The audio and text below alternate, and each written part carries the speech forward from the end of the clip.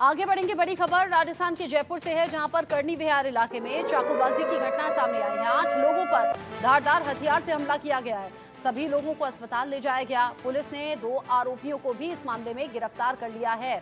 आरोपियों की गिरफ्तारी हो गई है और यहाँ बताया जा रहा है कि मंदिर में जागरण का कार्यक्रम चल रहा था, उसी दौरान ये घटना घटी, विवाद बढ़ गया। पुलिस ने 2 आरोपियों को पकड़ लिया है। मंदिर में जागरण का कार्यक्रम चल रहा था। 8 लोग इस घटना में जख्मी हुए हैं। राजस्थान के जयपुर में करनी विहार इलाका है, जहां पर यह जागरण हो रहा था। ऐसे में 8 लोगों पर धारदार हथियार से हमला किया गया।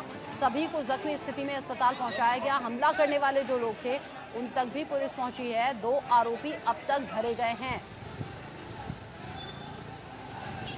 इस घटना के बाद सवाल तमाम तरीके के उठ रहे हैं। जागरण कार्यक्रम चल रहा था, तमाम लोगों की भीड़ वहां पर मौजूद थी।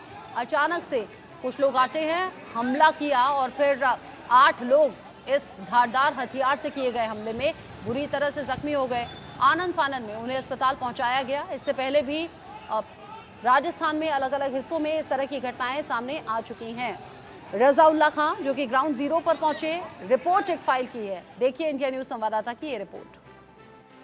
राजधानी जयपुर के करनी विहार इलाके में स्थित शिव मंदिर में इस वक्त हम मौजूद हैं, जहां पर देर रात को जागरण कार्यक्रम के दौरान जो चाकूबाजी का बड़ा मामला है वो यहां पर सामने आया है। जिसके बाद सुबह से लगातार, चाहे से राजनेता हों, चाहे से स्थानीय लोग हों या फिर जो आरएसएस के पदाधिकारी हों, वो तमाम लोग सुबह से यहां पर मौजूद हैं और लगातार पूरे मामले का जो फीडबैक है वो प्रशासन से लेते हुए नजर आ रहे हैं। आइए कुछ लोग हमारे साथ में मौजूद है, उन लोगों से हम बात करना चाहेंगे।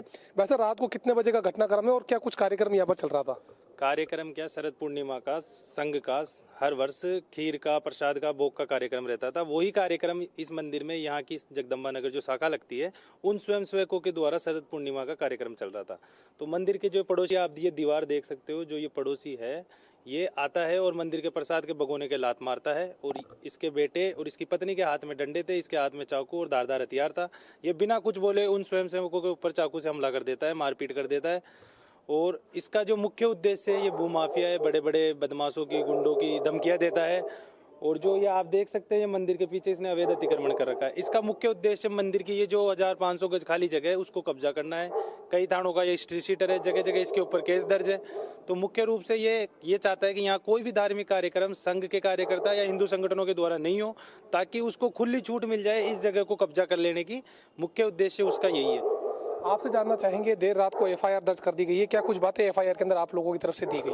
हमारे द्वारा तो यही कहा गया है कि आप जो हमारे अज्ञात व्यक्तियों ने, 3 तो वो हैं, उसके अलावा 10-5 जने जब उन्होंने फोन करके बुलाया हम पे हमला करने, वो भी बाहर खड़े थे, तो उनको आप गिरफ्तार करिए। और प्लस जो मंदिर की सुरक्षा की व्यवस्था की, जो आज एक आदमी इस मंदिर में भी सुरक्षित नहीं है, रोड पे तो हमला होता है, होता रह रहा है, लेकिन हम जब मंदिर में बैठ के शांतिपूर्ण बैठे बैठे व्यक्तियों पे अत्याचार हो रहा है और हमला हो रहा है, तो क्यों ना उसके लिए कुछ किया जाए और क्यों ना आप उनको गिरफ्तार करके और हमें सुरक्षा प्रदान करें। और जो हमारे ये कमरा है, ये कमरा मंदिर के द्वारा ही बनाया गया था, उसका यहाँ से गेट बंद करके अंदर से गेट निकाल के उसमें कब्जा कर लिया। इधर आप देख सकते हैं, ये जो बाउंड्री बना रखी है लोहे इसकी पत्थरों की, उसको टेरिटरी वो अपनी मानता है कि ये मंदिर की नहीं, ये मेरी जमीन है, जबकि उसकी बाउंड्री वो है। उसके बावजूद भी इस पर भी कब्जा मानता है, इस पर किसी को कुछ नहीं देता।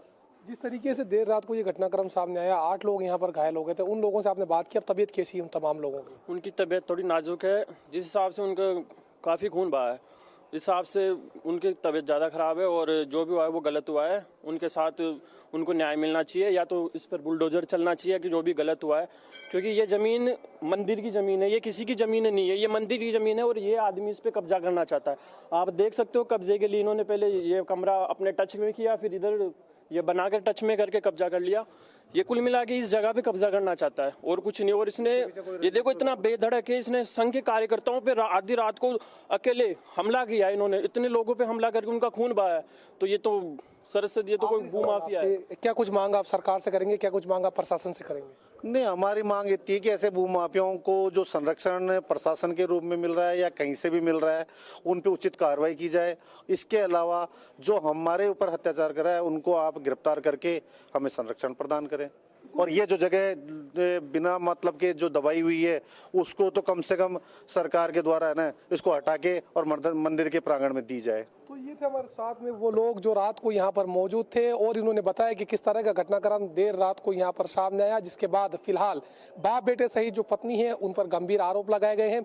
सरकार, प्रशासन और शासन से ये मांग की गई है कि जिस तरीके से मंदिर की जमीन पर अतिक्रमण भूमाफिया की तरफ से किया गया है, इस अतिक्रमण को ध्वस्त किया जाए, बुलडोजर की कार्रवाई यहाँ पर की जाए। बहरहाल सरकार और प्रशासन इस तरफ तवज्जो देती है या नहीं देती, ये तो फिलहाल वक्त ही बताएगा। लेकिन जिस तरीके से देर रात को घटनाक्रम सामने आया, तकरीबन 8 जो आरएसएस के कार्यकर्ता है वो पूरे मामले के अंदर घायल हो चुके हैं, जिनका एसएमएस अस्पताल में इलाज व दस्तूर जारी है। सहयोगी कैमरामैन तनुज के साथ मोहम्मद रजाउल्लाह, इंडिया न्यूज, जयपुर। आगे बढ़ेंगे, दिल्ली के सागरपुर इलाके से बड़ी खबर मिल रही है इस वक्त। कैलाशपुरी